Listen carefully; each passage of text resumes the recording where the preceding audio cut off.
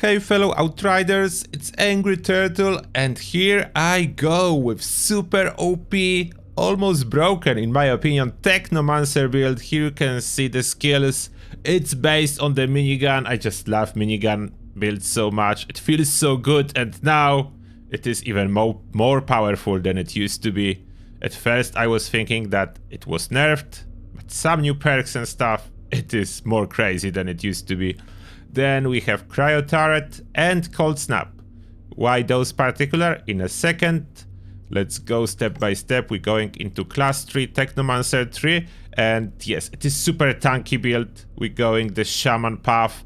Incredibly I will show you in a moment how tanky it is. It is the type of a build where you don't need to worry about a death. You don't need to be careful. You don't need to be fast. You don't need any type of skill, reflexes. Okay, maybe a little bit of skill sometimes, but usually you just go in and you crash the game on the highest difficulty. And that's the point. I decided to go for both resistance and the cooldown. You can question if cooldown is really needed in this extent, but from my experience, it is needed. And when it's needed, you actually want it. If you don't have it, that's a trouble. Then I decided to stick with that. There is nothing in particular that you need more. It is possible to swap some of the defensive perks, like armor bonuses. Armor is basically almost at cap with this build, and you have 85% damage reduction close to it. And resistance is over 50% with health being super crazy. Then those are all important. We have the best damage related perks, therefore we are covered. Like, we have this vulnerable versus enemies that are affected with freeze. One of the reasons as well, the cooldown is super helpful, as we can easier apply this than without the cooldown. More armor. Weapon leech, there is no choice. No armor because no choice. Again, like those three, we don't even necessarily need, but there is no choice. And then more damage versus enemies afflicted by freeze. And finally, the gadget, overclocked. That's why we have turret and the cold snap, to keep this bonus going all the time. It lasts for 10 seconds. If we have just a turret, we can go with it. If you have two, if you have one, it's not enough. But with a cold snap and one turret, you can run it. Therefore, it is important to have some cooldown. And cold snap. Plus, cold snap is incredibly helpful everywhere. Then from the damage path, we have some extra resistance piercing and some additional resistance for tankiness. So I said tankiness is a tip. I will show you exactly how it works. I have underlevel gear. I will show you gear as well, and I'm crashing everything. Now, this path, we're going bottom. It's like, it's so good. This is pure damage from the skill leech. And skill leech always will be there, even if you don't upgrade it, if you don't take it intentionally. I mean, this is basically healing, and talking about that. It's always there. Like, skill leech is always there. I have 21% bonus. I did nothing to get it. I just have it from that. That's really good. And this is just increasing the leech if my health is dropping. Therefore, if enemies will somehow be able to drop my health, I will do even more damage. That's what this one is doing. And then we have this every 5 seconds. 2% of all damage done by you between each pulse. It's the healing. And all the damage done by you. Then it doesn't matter if you did it directly, if it was passive from your gear. Whatever did the damage, you will get the healing every 5 seconds. It does work, I will show you. And purification protocol. It's not really needed for this build, I will be honest, but there is no other choice. And finally, Lead Seeker. This gives you free and unlimited ammo for your minigun. It cannot be understated. Doesn't matter if there are enemies, you don't need to do anything in order to get it, you just need to be around your turrets. Incredibly powerful for the minigun. You don't need any perks on your gear to keep the minigun running, which is huge. And finally, Ascension. I'm going damage, boosting damage, although For aerial levels, I was going even more tanky when I had more gear pieces with anomaly power instead of health. Now I don't need it anymore. And here we are going to gear. And that's what you should start from, anomaly damage. This is the best to increase your damage. The best perk to invest your points to. Now gear.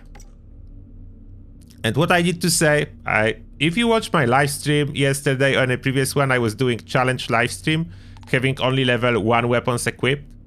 They changed it with this patch. It does affect your build, therefore I was losing so much health and armor by playing that I actually made my playthrough harder, even though I was thinking that by using minigun I don't need high level weapons. You need them. This average level suddenly matter a little bit more than it used to. They changed how enemies scaled, and old info no longer apply. What you want on the weapon? You want the highest possible level on all the weapons that you can equip. That's one thing. And second, if you can get skill life leech on the one that will be underneath of your minigun, because life leech will be translated into AP bonus, then that's good. Status power is a bonus as well. All the mods on the weapon doesn't matter. It does not work. It's all disabled when minigun is out. But still, skill life leech, status power, it does give you a bonus. Then keep this type of a weapon equipped. I mean any type of weapon with those effects. Now important stuff. Gear. Good news is here, super easy to obtain, as you don't need much. There is only several critical mods. And I will go over those mods. What you are aiming on the gear. Max health. If you can get all pieces with max health, it's awesome. If this would be 3 or 4 pieces with max health, that works as well. If most of the pieces is something else than max health, it's a struggle. Then I do recommend going for max health. Now the mods, the essential ones.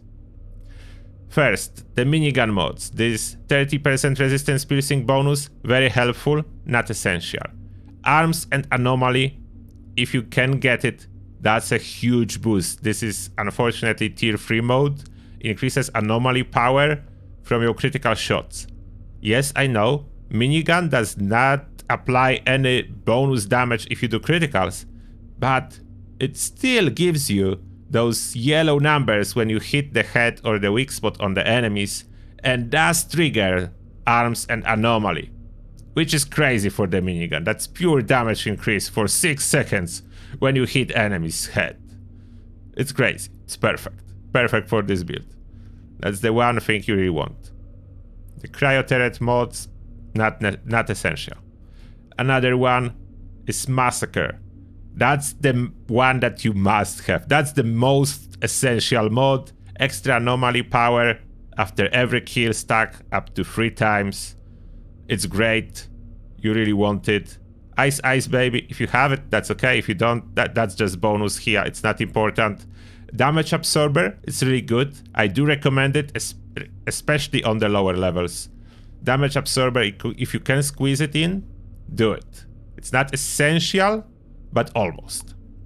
After that, Tool of Destruction, active minigun grants 60,000 armor bonus. And if you are lower level, that is essential. If you are a higher level, like I am now, it's a bonus. It's no longer essential, as basically you can see Damage Absorber is better in any sense and form. Then this is essential on early levels, 45. Luckily, easy to obtain, not later. Captain Hunter is a nice bonus. Not essential, it's tier 3 mode. If you have it, that's good. If you don't, that's fine.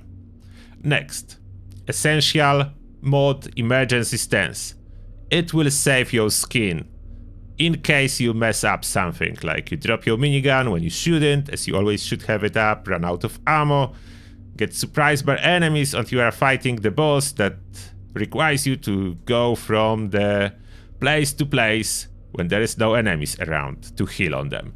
Then Emergency Stance is essential. What goes around this mod is super cool.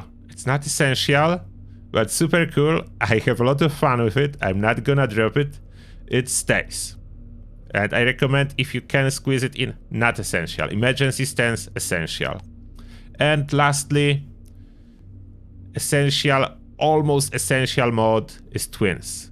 It's not theoretically essential, but your life will be much harder before you find it, as 2 cryo turrets give you the comfort of double refill for minigun ammo, therefore there is no downtime at all in firing. You don't need to release the trigger at all.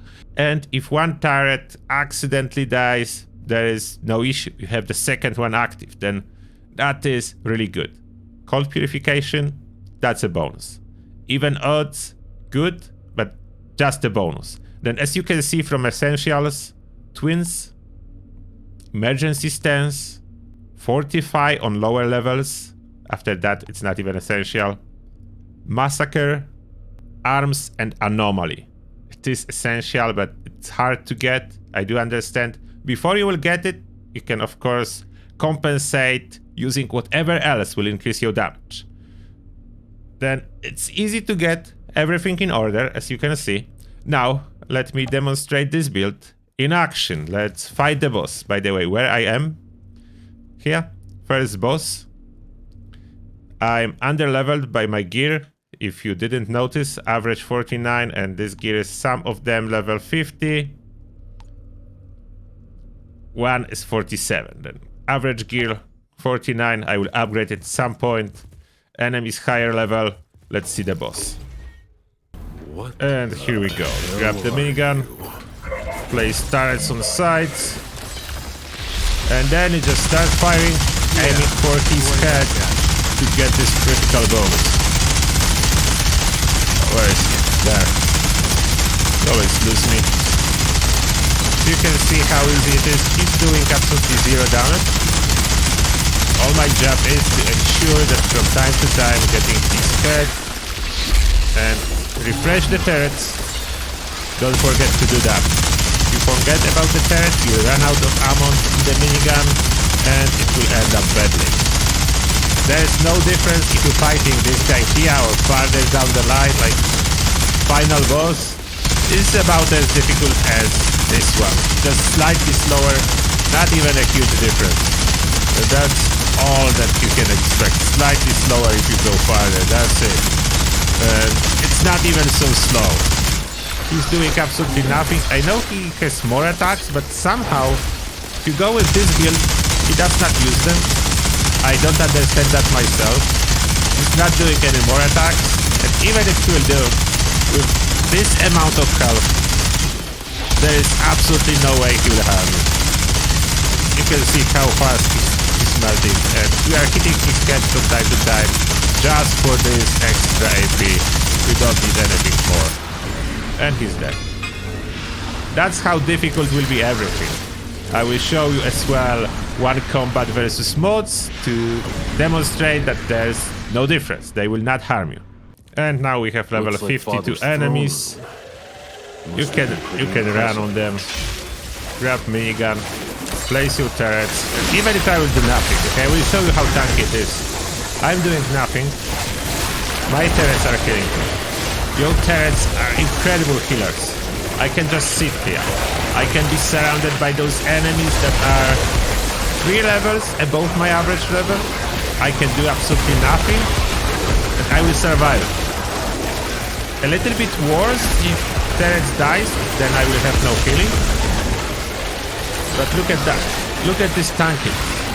That's insane. Even when turrets died, like now there is no turrets. Look how tanky this build is. You can survive for quite a long while without doing anything to heal yourself. Look at that. That's the resistance. That's the resistance with this build, and I didn't even trigger a golem yet. Now I trigger a golem. Now I can place the turrets, freeze them, start firing, and look what's going on. Those huge alpha predators, they're just like butter. You go through them like butter. Monsters, creatures, bosses, being under level or not, does not matter. Everything dies. Flying creatures, ground creatures, everything dies. You need to try this build.